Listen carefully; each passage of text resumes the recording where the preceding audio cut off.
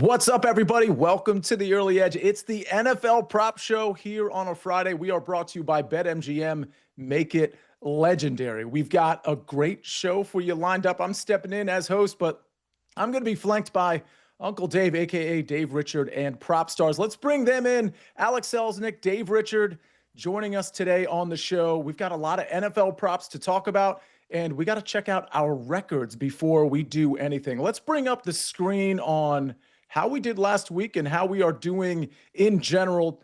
We've got it right here. PropStarz 2-3 last week, an uncharacteristic losing effort, but not so much because he's 25-18 overall. I go 2-2, 15-16 on the year. Larry Hartstein, he steps in. He goes 2-1, 2 out of 3. We'll take that every single time. And then we see Dave Richard. He's trying to bounce back after an off week last week, and Claudia wasn't here last week either. So listen, let's bring in the stars of the show because we got to getting to some picks, and that includes some passing props here.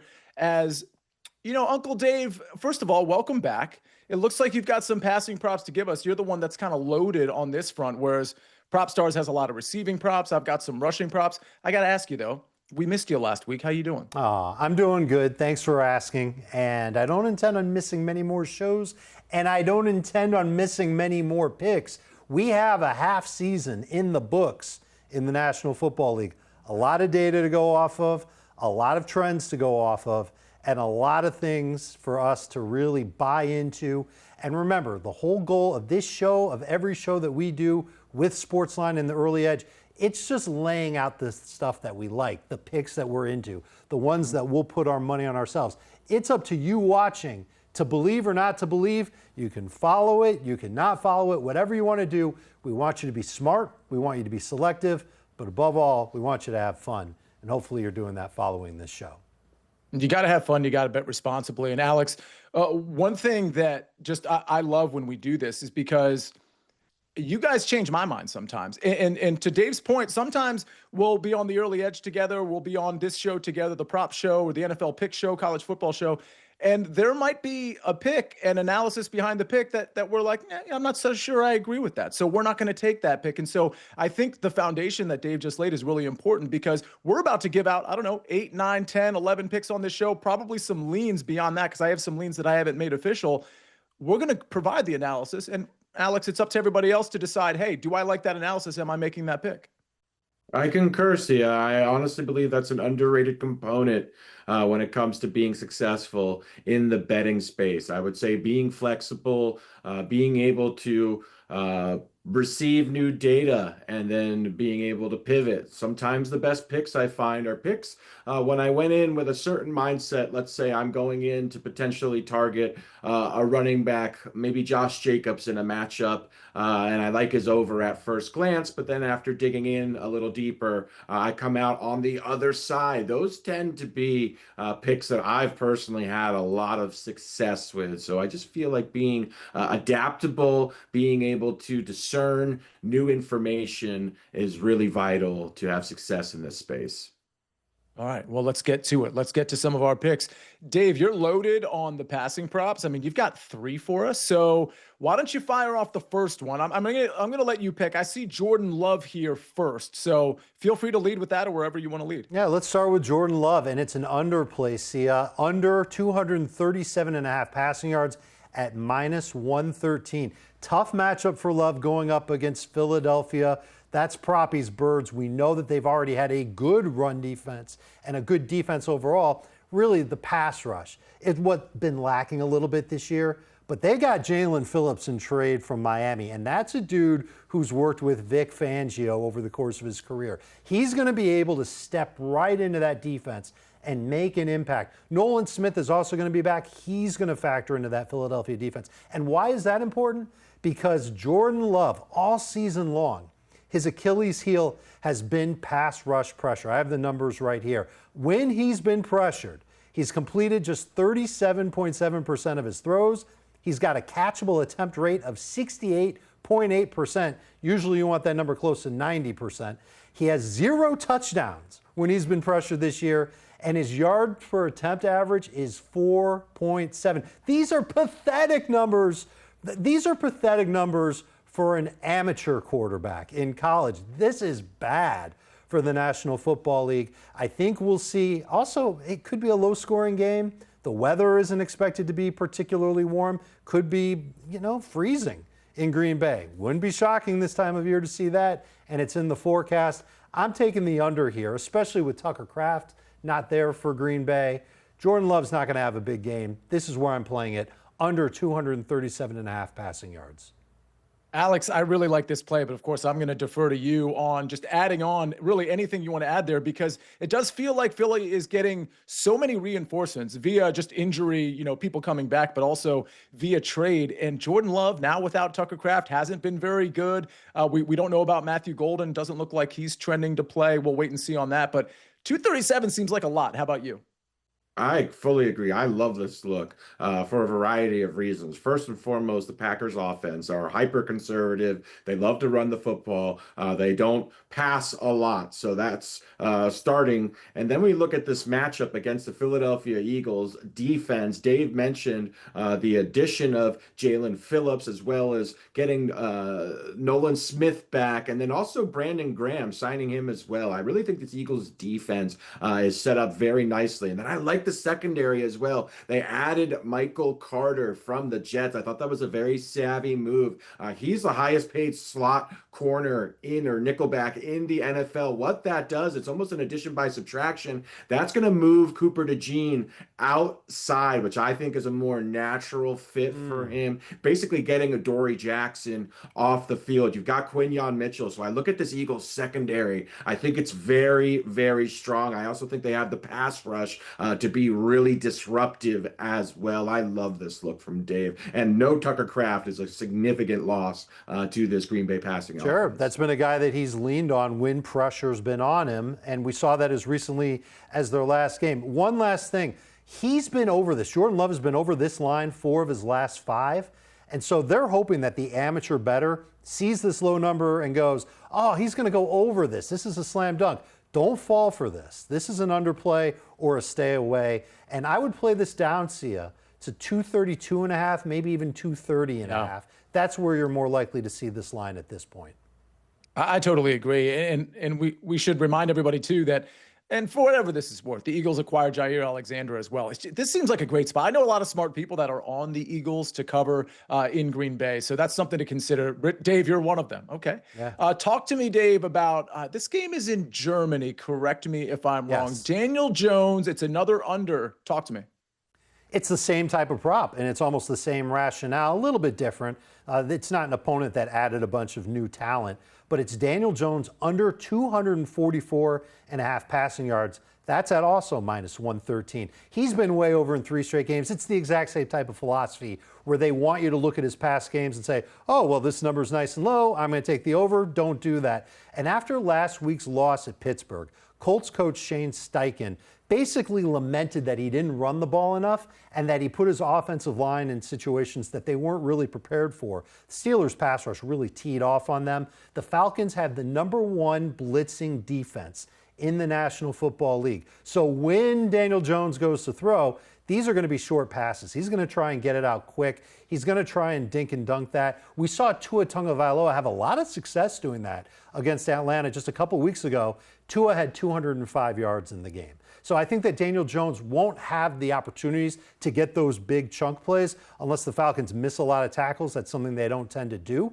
But the other factor here that I'm really leaning on and counting on when it comes to Indianapolis, and this really isn't crazy at all, is that Jonathan Taylor gets the ball more. They run the ball more. They reestablish their dominance on the ground. They can do that against Atlanta. They don't need to lean on Daniel Jones. Let him take a little bit of a pass this week and work on Jonathan Taylor to step up and run. They can control the clock that way. Indianapolis defense got Sauce Gardner, but they lost to Forrest Buckner. That is a huge part of their defense up front. So they can control the clock, slow down the pace of the game, run the football a lot. Could mean a low-volume game for Daniel Jones. And sometimes Daniel Jones will only throw 28, 29 times in the game anyway. That's right around where his pass attempts prop is anyway.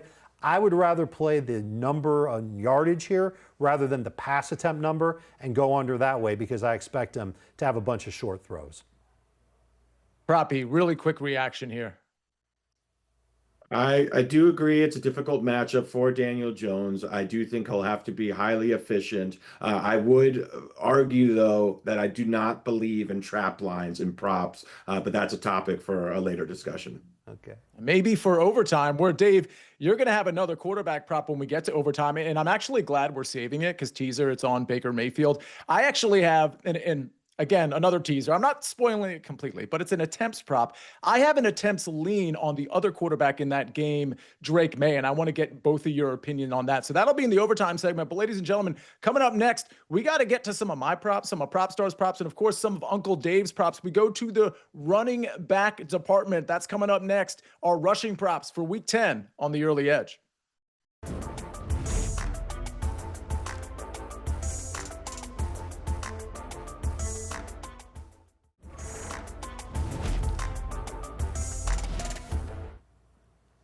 We're back on the Early Edge Prop Show, brought to you by BetMGM. Make it legendary. Dave, Alex, I'm going to go first here. It's our rushing props. I've got a couple of them. Each of you have one. And then we've got a lot in the receiving department. I'm going to start with Kyren Williams. Kyren Williams is not a guy I like to lean on from a yardage standpoint, although he's been very efficient. You look at his success rate, all of those things. He's checking all those boxes. I'm going to take him over 63.5 rushing yards at -114 on the road at San Francisco as a favorite. And San Francisco just continues to lose people on the defensive end. I do think this defense, San Francisco I'm talking about, they're going to need to respect the pass because Matt Stafford's going to be able to pass it all over the yard. I think that's light boxes for Kyren Williams for most of the game. I'm looking at 14, 15, maybe even 16 rush attempts for him. And on that volume, with all the injuries, now let's remember Williams just got injured on that defensive line as well. No Bosa. There's so many guys out. I think Kyren gets there just sheerly on volume here. I don't think Blake Corum gets enough carries to really box him out. So I got Kyren Williams over 63.5 rushing yards, -114. Dave, any thoughts on this one? I'm worried that this is going to be a high-scoring shootout. It doesn't mean that he can't get 65 or 70 yards in this game. I kind of wish that this line were about 5 yards lower, and it has nothing to do with the efficiency that you're talking about for Kyren Williams. I think it just has everything to do with the 49ers. Number one, even though they lost Fred Warner, they are still finding a way to have a very good run defense. They have a guy named Tatum Bethune who's been playing great at linebacker. He's been a lot of fun to watch. He's been a big-time stopper for them. But the other factor is that Kyle Shanahan just finds a way with his offense. And when these two teams get together, a lot of points are scored. I might lean toward taking a Kyren Williams anytime touchdown prop ahead of the rushing yardage prop in this game, or maybe both of them, and hoping that they both hit. But Kyren Williams has been more of a grinder than a breakout type running back over the last month or so, and that makes me a little bit worried about him having a ton of opportunities in this game against a better than you think 49ers defense. Yeah, probably part of the rationale here, we only need to spend a few more seconds on this, was this 49ers defense is just starting to break even more. And you got to protect yourself against Stafford in this passing game. It just, to me, especially considering Kyren's success rate, it just leads to enough chunk runs to get over this. But I respect Dave's argument here as well. Yeah, I concur. I think the 49ers defense, though, without Fred Warner, it's going to be tough to hold up. All right, PropStarz, talk to me about a under with Breece Hall. Yeah, I am shocked at this line. This is a multi-unit bet for me, going under 65.5 rushing yards for Breece Hall. I've set this line at 55.5, maybe 57.5 at most. It is shocking to me against this vaunted Browns run defense that is by far the best run defense in the NFL. First in rushing DVOA, first in run stop win rate, second in EPA allowed per rush, first in success rate. This Browns run defense is absolutely phenomenal. Then we talk about Breece Hall. He's a very boom or bust runner. Yes, he can rip off big chunks, but against a disciplined defense like the Browns, those are going to be few, far, and in between. We look at this Jets team just completely gutted as well. Sellers obviously at the trade deadline. It's going to be hard for the Jets to be competitive against the Browns. And again, it is not easy for anyone to run the football against against this Browns defense. He's also ceding touches to Isaiah Davis. The last 2 games, he's had less than a 55% snap share at the position. So he's not even really truly being featured as a workhorse either. I think game script's going to factor in. Even if it doesn't, this Browns run defense is truly elite. Again, I would make this play at 55.5. This is a multi-unit bet for me, one of my favorite props, not this week, all season long. Dave, any thoughts, anything to add here? I like it, but I'd be a little nervous about it if you would come at me, Proppy, with the total yardage or maybe the receptions for Breece Hall, because I do think he can be involved that way as well. But I think that the last good part of this Jets team is the offensive line. They didn't trade away anybody on that O-line, and they could lean on him. But you know as well as I do, and this is why you're going to take this bet, is that the Browns are going to play a ton of man coverage. They're going to drop a safety in the box, and they're going to make Justin Fields, assuming that Justin Fields is the starter, beat them with his arm. And that means that it's going to be tough sledding, poor efficiency for Breece Hall in this game. I think in fantasy leagues, he's more of a borderline number 1, number 2 running back just based on volume, based on what he can do in the passing game. And the Jets are going to need him in there if they're going to keep this game close, because I do not expect him to have a good game running the ball. All right, let's go from one under to another. But Dave, we're not going to go to yours. We're going to go to mine. It's 3 unders in a row. TreVeyon Henderson under 14.5 rush attempts. Believe it or not, a major book had this at 15.5 like 2 hours ago. And I thought I was going to be able to give that line out on this show, but it's really 14.5 everywhere at this point. Minus 132. It's actually minus 118, everybody. It is not minus 132. TreVeyon Henderson under 14.5 rush attempts at minus 118. So sorry about that. But either way, this is a situation where we know Terrell Jennings is going to get some work. Not a lot of work, but some work. But even when it's Ramondre Stevenson, we still don't see the Patriots running this much. Ramondre Stevenson, even when he's been the bona fide starter, which the Patriots don't have a lot of bona fide starters at the running back position, but we don't see them getting over 14 carries. It's happened one time where either TreVeyon or Ramondre Stevenson have gotten over 14 carries. But the critical part here, because that can change, is that I don't think they're going to be able to run or even really try to run that much against this Tampa Bay Buccaneers defense. And so you might be asking, okay, well, why aren't you taking the yards? Because the yards are super low. It's in the high 40s, 47, 48. And I think just on volume, we could see TreVeyon Henderson get there in like 11, 12, 13 carries. So I'm opting for the rush attempts under again. I think the Bucs are going to be playing from a lead coming off a bye. I think they're going to cover the spread 2.5. I think they could really be playing from a lead this entire game. I think TreVeyon might get phased out of this game. Either way, I don't think he gets to 15 carries. Dave, before you give out your Charbonnet prop, any thoughts here? The only thing I disagree with is that he could get phased out of the game. He had a huge role last week, and he's the better pass catcher between him and Terrell Jennings. Jennings is more of the hammer between the tackles runner. The problem is that the Patriots use both guys between the tackles when it's so clear that TreVeyon Henderson is great running to the outside edges. And if he has success there against Tampa, then there's a chance they could get close to this number. But I think you've got the right play. I would stay away from the yardage completely. Asking him to get 13, 14 carries, I could see that. I would not play this at 13.5.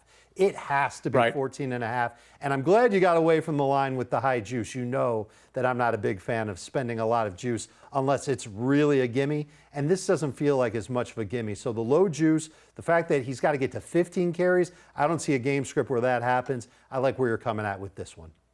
Yeah, and again, just to be super clear, it's 14.5 under at minus 118. Probably give me a few seconds on this. Yeah, I think this is a really sharp look. I would also add, as far as the opponent is concerned, Tampa Bay has an excellent run defense. They couple that with being a significant pass funnel. Furthermore, Tampa Bay more than capable of pushing New England into a pass-heavy environment. So I think there's a lot of ways for TreVeyon Henderson to stay under this line. I love this because this is going to correlate with the play that I have. We'll get to it a little later on in overtime. Talk to me, though, Dave. Let's close this segment out with another under. Give me Zach Charbonnet. Under 41.5 rush yards at minus 118. That is from BetMGM. And this is the backup running back. He's backup is the wrong way to put it, guys. He's more of the 1B than the 1A. Although before the bye, Seattle kind of used him as their 1A. He had a little bit more playing time than Ken Walker. He's certainly still going to be their passing downs running back, their short yardage running back, but he's not in situations that are conducive to breaking off long runs, and he hasn't had a lot of long runs either. He's better in gap scheme runs than zone scheme runs. He's kind of inefficient at both. Walker better in zone scheme. They're taking on Arizona. Arizona's pretty good against gap scheme running backs. They are not as good against zone scheme running backs that can hit the edges, get some yardage there. That's where I think Kenneth Walker has an edge over Zach Charbonnet in terms of playing time, in terms of opportunities in this game, and certainly in terms of rushing in this game. And I know that fantasy managers have had it with Ken Walker. He hasn't had a lot of work. If you check back to the game last week, Kenneth Walker, more playing time than Zach Charbonnet, more carries than Zach Charbonnet. And it's just that the attempts line for Charbonnet is at 11.5. Seems a little too close to comfort for me.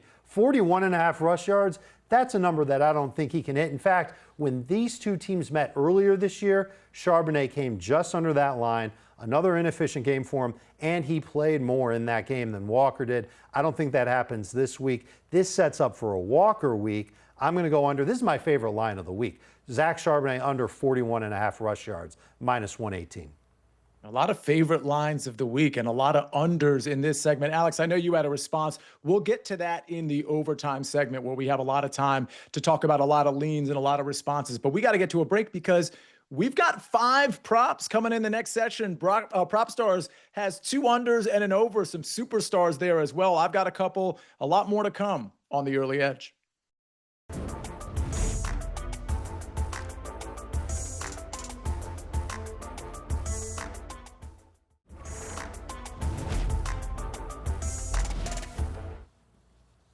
It's time to tackle some wide receiver and tight end props for week 10. We're going to do it, of course, with Dave and Alex. And Alex, I'm going to start with you. It's weird to say Alex. Also, let me start over. PropStarz, I'm going to start with you. You've got to play on an under on a guy that I can tell you from doing the Fantasy Football Today DFS show is very popular in DFS circles. Talk to me about why you're fading Zay Flowers. Yeah, it's an interesting play here. I'm going under 67.5 receiving yards for Zay Flowers. First and foremost, it's a large number for any receiver, but especially for Zay Flowers as well. He's in a low volume passing attack. Yes, Zay Flowers has certainly performed well. He's been the engine and the focal point of this Ravens passing attack, but I question how much passing volume there's going to be for Baltimore in this game. It's twofold. First and foremost, we know Baltimore does not like to have Lamar Jackson drop back for more than 30 times a game. And then we look at this Minnesota Vikings defense. They are a significant run funnel. Teams are opting to attack them on the ground in neutral game scripts. And we know with Baltimore, you don't need to invite them to run the football. But I also think it's a difficult matchup. This Vikings pass defense ranks top 10 in EPA per dropback, also success rate. But what I found very interesting about this is that the Vikings double team at the highest rate in the NFL as far as their pass defense is concerned. This season, albeit not a tremendous sample size, Zay Flowers has not performed particularly well when he's been double covered. So I believe the Vikings are going to make a concerted effort here to take away Zay Flowers. And I also couple that with how much passing volume there's going to be here. I think Baltimore is going to look to run the football. I think it's going to be a big dose of Derrick Henry and company in this matchup. So I think it's fair to assume maybe 5 to 7 targets in most scenarios or ranges of outcome for Zay Flowers. I think it'll be tough to eclipse this number. Dave, correct me if I'm wrong here, and you might not know the answer to this question either, but I believe you do. I mean, we're looking at an aggressive defense in one way because they bring a lot of pressure, Yes. but they also play a little bit of a shell coverage to prevent the deep play. To me, this isn't a Zay Flowers game as much as it is a Mark Andrews or an Isaiah Likely game. Yeah, I get where you're coming from with that. I don't think you can take the over on Zay Flowers unless you think the Minnesota Vikings are going to score a bunch of points on the Baltimore Ravens defense. And they might be able to do it. I came away pretty impressed with J.J. McCarthy last week, but they can't really run the ball that well. Ravens secondary has actually gotten healthier and played a lot better. And I think that it's going to make it hard for Minnesota to be competitive on the scoreboard if it's going to be a high-scoring game. One of the lines I looked at from this game was Jordan Addison, 3.5 receptions. That's it. And I thought about taking that, and I thought about making that a best bet. And then I just remembered, J.J. McCarthy doesn't throw a lot. They play at a slow pace too. And it makes me nervous that there's going to be a lot of points from Minnesota in this game. And the fewer points there are from Minnesota in this game, the fewer pass attempts we're going to see from Lamar Jackson in this game. So I like where Proppy's head is at here. The under on Zay Flowers does make a lot of sense. And I'll point out, too, that the reason, just footnote on the DFS thing, the reason why he's so popular is because his price is really cheap. So that factors into it more than really anything else when it comes to a number one receiver. Let's go to a number two receiver, Proppy, before we get back to your plays. Tez Johnson, over 41.5 receiving yards. This one is on the move. I think it's as high as 45, 46.5 in some places, 44.5. I think you can still get the 41, 42.5 here. Bottom line is, Tez Johnson has hit this number in the last 4 games. I mean, he's obviously taken on a bigger role because of all the injuries. Well, those injuries still exist with, let's see, Emeka Egbuka, he's obviously playing, but Mike Evans, Chris Godwin, they're out. And K. Dotton's going to get looks, and of course, Ibuka's going to get looks. But Tez Johnson's been getting looks. I mean, you look at the last 2 games, I think he's got 14 or 15 targets. And even if that goes down, I still think he can get there because, especially coming off the bye, I think they're going to scheme some stuff for Tez Johnson. Either way, he's the number 2 receiver this week against the Patriots defense that's really good against the run, just like the Bucs. So what does that mean? It means probably Baker Mayfield, who's slated to get between 240 and 250 yards, is going to be looking to pass to his receivers, Tez Johnson included there. This line is just too low. I think you could ladder it as well. Proppy, before we get to Tyler Warren, your response. I read a report earlier saying that Tez Johnson's playing weight is 143 pounds, and I was astounded by that. So I just wanted to throw that out there. But obviously, he's got a ton of game in him, kind of Deshaun Jackson-esque a little bit there. So, yeah, credit to Tez Johnson for being 143 pounds in the NFL. It's amazing. Let's go to Tyler Warren, who is most definitely not 143 pounds. You're looking at an over for arguably a top 2 or 3 tight end in the league. I would concur there, Sia. Yeah, we're getting a discount on this Tyler Warren because of last week's performance where Daniel Jones kind of bottomed out. So as a result here, we've seen Tyler Warren in that 55, even as high as 60 in some games. This line opened at 42.5. I jumped on this the second this line populated. It's now up to the 45 to 46 range. I'm comfortable playing there. I'd make this 52 to 53.5 yards. Yes, it's a difficult matchup. The Falcons' pass defense is very good. They particularly are adept at covering opposing tight ends. But he is not your regular tight end, Tyler Warren. I love the way that he's utilized in this Shane Steichen offense. They have a lot of weapons, but their ability to utilize him in the RPO game is really impressive. He's a chess piece in this offense that has just so many weapons. And again, he is not your average tight end. So I just love the way he's utilized. I think we're getting a big discount on this. This game potentially, it wouldn't shock me to see, even if it's, again, this number just feels significantly closer to Tyler Warren's floor, in my opinion, than his ceiling. In-game scripts where there's an uptick in passing volume, albeit unlikely, he could easily soar way over this number. Again, I just think Tyler Warren here should never be as low as 42.5, regardless of the matchup. Dave, go ahead. Well, since you're asking, I do worry about the matchup, and I've already given my line on Daniel Jones and why I don't like the yardage, and I'm taking the under on the yardage. I do think that this is going to very much be a Jonathan Taylor-centric game. The Falcons do a great job taking away tight ends. Safety Jesse Bates is a big part of that. And there are going to be multiple pass catchers that get short area targets from Daniel Jones. It's not always necessarily Tyler Warren. So if you're game proppy, this show's been really nice for about 35 minutes. But if you're down for it, I'm happy to take the under on Tyler Warren's yardage, and you can take the over, and we'll have ourselves a good old-fashioned showdown on our boy Tyler Warren this week. I'm your Huckleberry, Dave. I wish I could say cue the music, but I am absolutely down for this showdown. So, yeah, there's for the new viewers.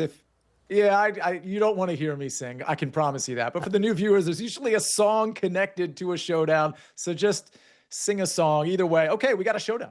We got at least one showdown for the show. We got to go to a break. We've got more receiver props. We got a quarterback prop that, Dave, you need to get to. We're going to do it all, including we're going to talk some leans on this show. That's coming up next on The Early Edge.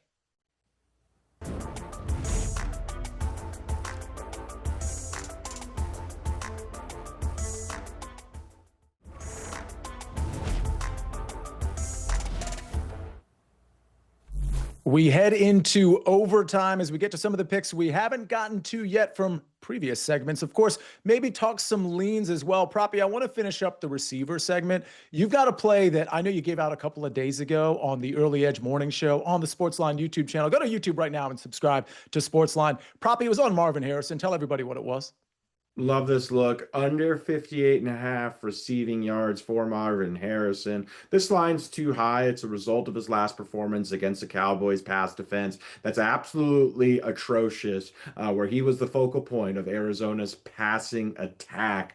These got much tougher sledding this week against a Seattle pass defense that's getting healthy, and they're extremely adept at covering the boundaries and the perimeter and the splash zone, the areas of the field that Marvin Harrison operate. I would also offer that with Jacoby Brissett under center. Harrison's averaging just 6 targets per game. Really, we just saw that big explosion against Dallas. This Seattle pass defense and just defense overall is significantly better. This is a much tougher matchup. I expect Trey McBride to be the focal point of Arizona's passing attack when they do look to move the football. And again, this Seattle defense has been very good covering perimeter wide receivers, which Marvin Harrison is. And I do not think that there is a shift suddenly in this Arizona offense where he's going to be the wide receiver one or focal point of the offense. That is clearly Trey McBride. I think this is a great spot to fade and an inflated number in what is a very difficult matchup under 58.5 receiving yards for Marvin Harrison Jr. Yeah, Proppy, I agree. The only thing is we don't have a huge sample size, and we have a decent one of Marvin Harrison with a real quarterback. And I'm not trying to be disrespectful here, but Jacoby Brissett is like, he's functioning like a normal pocket quarterback, and that's really benefiting really talented receivers like Marvin Harrison. So I agree with your play. Don't get me wrong. But I just feel like Jacoby Brissett, and we talked about it when I had the Marvin Harrison overplay the week he got the concussion. I mean, it's a different story when you have Jacoby Brissett back there passing to these talented receivers. Again, though, I think you're right. It's an inflated line, and that inflation is partly the reason of the Dallas Cowboys. Let me get to my play, and then Dave, my play's in the same game your play's, and you're going to get to your Baker Mayfield play in a second. I have a slightly speculative play that I think has some ladder potential, and maybe you don't want to play the actual line. Maybe you just want to play the ladder at like 30 or 40 plus at a really good plus number. I'm going to Mac Hollins, believe it or not. I think this Patriots passing game is going to be at the forefront here against a Bucs defense that's very good against the run. We know Kayshon Boutte is out. Stephon Diggs will get his. And then the question is, who behind Stephon Diggs gets the targets? Maybe a little bit of Hunter Henry. Kyle Williams came in last week, but I don't know that he's ready to command a lot of targets. Certainly only got 1 target last week. And then that's where Mac Hollins comes in, and we've got a couple of other guys that are in that conversation. But Mac Hollins has shown that he can be pretty efficient. He's on the field a lot because he's a really good run blocker. And the coaches have been praising him and actually specifically talking about getting him the ball more to pay off some of that run blocking that he's been doing. So I like Mac Hollins to potentially get a couple of big catches in a passing game script for the New England Patriots. Alex, go ahead. It's funny you say that regarding the coaching with Mac Hollins. He reminds me of like a NBA point guard that's been in the league for like 15 years. He might play on a different team every other season, but he's just beloved because of the way he practiced, the veteran leadership role, and just some of the intangible stuff that he brings. Mac Hollins just continues to play in the NFL despite not having uber athletic physical traits, but he just understands how to play football at the NFL level. The coaching staffs love him. He mentors the younger guys. I think Mac Hollins will be in the NFL for another 5 to 7 years. I love the analogy. It's like Mike Conley, Steve Blake. It's like that guy. Like you just need to have him on your team. PropStarz, I don't know if you have any reaction to the picks you just heard, but I do know you have a play on Baker Mayfield. Dave does, I believe. Oh, Dave, I'm sorry. Did I say You can call me PropStarz? My bad. PropStarz if you want. It's fine with me. Well, this week you are I've already PropStarz called 'cause you're Uncle winning all Dave your on the bets. show. I'll take everybody's nickname, right, Cousin Sia, or the counselor? Right, that's what you're called, is the counselor. Counselor of Cash. All indeed. right, counselor of Cash. See, like, that's a nickname. That's a great nickname. I love not bad. that. What's Baker Mayfield's nickname? MVP. The Big Show. MVP might be the nickname for him this year. He's been awesome. I'm taking the over on his pass attempts. 33.5 pass attempts, minus 123. Little bit juicy, but I'm going to deal with it. I don't see the Bucs running the ball efficiently here for two reasons. Number one, this Patriots run defense is really good. Past 5 games, not including garbage time, 3 yards per carry. No rushing touchdowns allowed. 1.4% explosive rush rate allowed. And this is important. Why? Because Tampa already can't run the football. I don't know how they could even do it. They've averaged 3.3 yards per carry in their past 4 games. For context, in that time span, it's the 3rd worst rushing average in the National Football League. Rashad White's been terrible. Sean Tucker, by the way, stash him on your fantasy football teams. It means Mayfield's going to have to throw. And if he's going to get back into the MVP conversation that he's been out of for 3 weeks, 2 games, but 3 weeks now, he's going to need to ball out. And it's a tough matchup against New England. Christian Gonzalez is a hell of a corner. I'm expecting him to play. Baker doesn't care about that. He's been able to step up and hit all of his targets along the way, and I think he's going to throw a lot and come through in the neighborhood of 38, 39 pass attempts in the game. And we've already seen it this year when they're trailing or it's a competitive game. Baker Mayfield lets it all out. He's the one dictating the offense for the Tampa Bay Buccaneers. This is an over for me. 33.5 pass attempts. I'd play it at 34.5 too. Baker Mayfield's going to be busy on Sunday. Proppy, not only do I like this, but I like Drake May's over pass attempts of 32.5. That was the lean I was referring to earlier in the show. I like passing volume for both of these guys. In Drake May's case, maybe in Baker's case as well, not incredible efficiency, which is why we'd both be going with the attempts here. Your reaction, PropStarz? I like the attempts for both quarterbacks as well, and I just wanted to offer regarding this New England defense. They didn't stack the box on a single Bijan Robinson rushing attempt last week and still completely shut him down. This run defense is absolutely elite from New England. I do think it's going to result in Baker having to air the ball out. I love taking the attempts look from a volume standpoint as well, because we're not betting on efficiency. This Patriots pass defense is still very good with Christian Gonzalez if he's back there as well. So I do think Baker's going to have to be aggressive, and I think they're going to have to throw the football. I love Dave's look here as well. He's not even on the injury report. Christian Gonzalez, I mean. So he left last week, didn't finish the game, but he looks like he's going to end up playing in the game. And I feel like this is going to be a high-scoring game, maybe a game of the week type feel where both quarterbacks step up. So I love your lean, Sia, and obviously I like Baker to be busy too. And it's going to be a great game environment. This time of year and for preceding shows, we're going to have weather issues. You know, we're going to have rain, we're going to have sleet, but this is in Tampa. We've looked at the weather. I mean, it's just going to be really nice conditions for both of these offenses, or at least both passing offenses. Go ahead, PropStarz.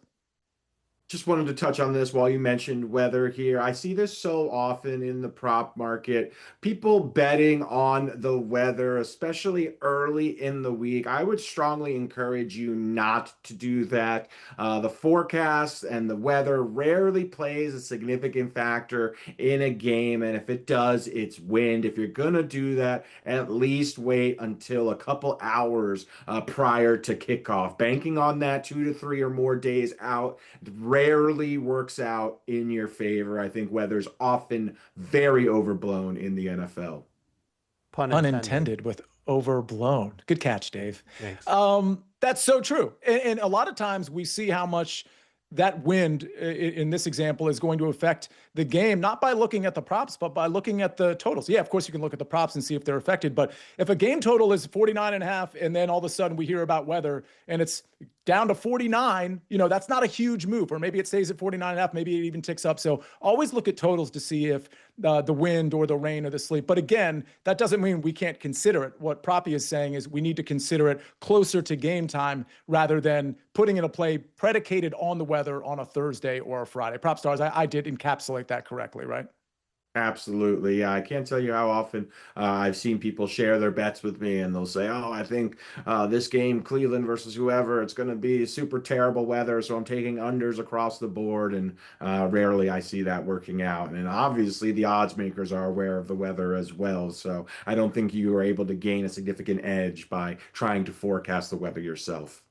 Yeah, and to the extent you are closer to game time is when you want to do that. That Giants game would be a good example this week. We don't exactly know what the wind or rain is going to be like for that game, and that's why I don't have any props in that game personally, but certainly don't know what the weather's going to be on Sunday there. All right, we got to get to a break because we got to come back and talk about our so many best bets. I'm going to have trouble choosing here, folks. We got to get to our best bets for the early edge week 10. That's coming up next.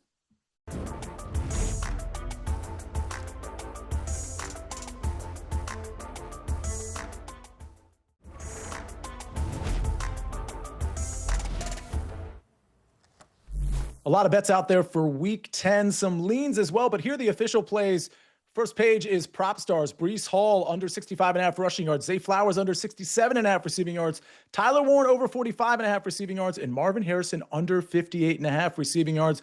We turn the page to Uncle Dave. He's got Jordan Love under 237.5 passing yards. Daniel Jones under 244.5 passing yards. Baker Mayfield over 33.5 pass attempts. Zach Charbonnet under 41.5 rushing yards. Then finally, my plays. Kyron Williams over 63.5 rushing yards. Trevion Henderson under 14.5 rush attempts. Tez Johnson over 41.5 receiving yards. And Matt Collins over 25.5 receiving yards. I should say, since that Tez line is on the move, I'd probably play it up to 45, maybe even 46.5 receiving yards. And I do think Matt Collins is potentially laterable. All right, gentlemen, let's get our best bets out there. PropStarz, I'm going to give you first dibs. Which of Dave or my plays do you like the best? I like Dave's picks here quite a bit. I like both of Dave's unders on the quarterbacks, actually. Jordan Love's under, Daniel Jones under. I both think these are high inflated numbers and very difficult matchups. So I'm going to take two of Dave's. I love both those looks on Love and Daniel Jones. I totally agree. I love both of those. I like Jordan Love a little bit better, and I like the Baker Mayfield over a lot. If I had to pick one, it's the Jordan Love under. Baker Mayfield a close second, and Daniel Jones right behind it. I would say for yours, Proppy, Breece Hall under is probably my favorite. Don't worry, my feelings aren't hurt. None of you picked mine. That means I'm going 0 for 4, and it's thanks to you guys. Wait a minute. You didn't even give me the chance or the opportunity to announce my favorite pick amongst your picks. I just know you're going with Proppy. Go ahead. You're right. It's the Breece Hall under. I agree with you, Sia. That pick is amazing. Yeah, totally fair. Totally fair. I think these are great picks, though. I hope we educated you a little bit on the analysis behind these picks, but also some of the leans we talked about. Honestly, some of the game environment stuff, Dave and Proppy, that we talked about, I think that's so beneficial to any bettor, whether they want to take our bets or any other bet in this week 10. Dave, any closing thoughts here? You mentioned the Vikings defense. They have been playing a lot of shell coverage, a lot of zone this year. That does hurt the Zay Flowers upside. And that's what we're betting against with Proppy and his under too. PropStarz, closing thoughts here? A lot of great matchups. We're at week 10. I did not think it's gone by in a blur so far. I'm having a blast. I think we've got some great props this week. I love how under-centric this show has been as well. I think unders are sharp looks, and I think we've offered quite a few. So just excited for another great week of football. All right. Excited for another great week of football. Dave, Proppy, this was a fun one. I'm looking at, real quick, there was one other lean I had. I want 10 seconds, kind of a yes or no. We've got Justin Herbert playing Pittsburgh. It's in LA.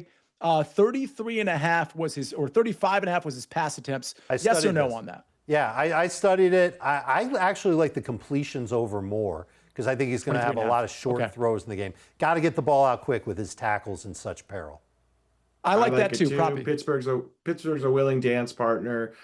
So yeah, I think that's a good look as well. And I can't wait to get another win in my showdown record against Uncle Dave. Hopefully we can figure out something to do fun for the next show. We worked in another pick there. Speaking of shows, Early Edge on the SportsLine YouTube channel, Monday through Friday at 10 o'clock. Gentlemen, we got to do the thing we do at the end of the show. 1, 2, 3. Let's hit it big. See you next time, everybody.